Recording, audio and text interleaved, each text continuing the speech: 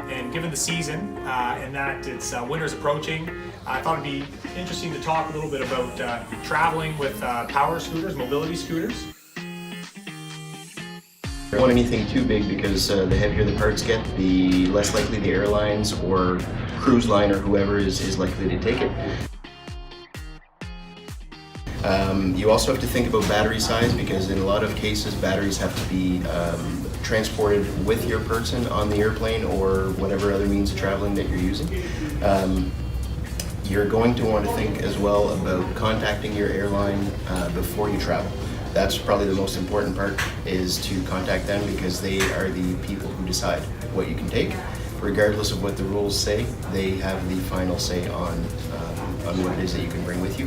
And a lot of airlines will balk at things like lithium batteries and stuff like that, which is becoming a lot more common in mobility devices nowadays.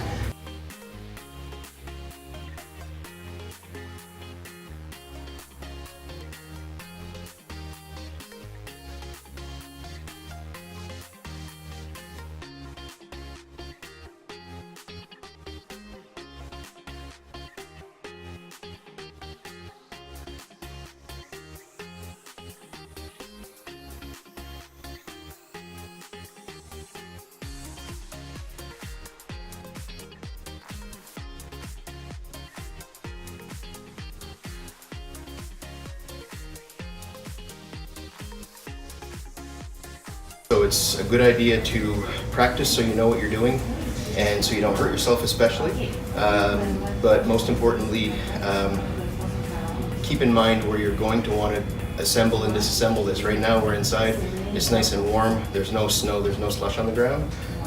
In actual conditions, it's going to be a lot more frustrating for any scooter to take this apart. And you've done this a few times, so you know exactly how to do it, right? So if you're not familiar with it, it's a little bit more tricky. But no, it certainly makes me more aware of how much these can break down and how portable they really can be, and makes me realize too that it's a little bit more functional to bring them on a plane than I might have thought if I'm picturing this thing all in one piece. So anyways, I think the key takeaways are to talk to your airlines before you go anywhere and just make sure they're not going to give you any hassles, because we all know that sometimes it can be easier said than done to bring some of these things on the plane, and you don't want to run into those headaches when you're trying to board an hour before a flight.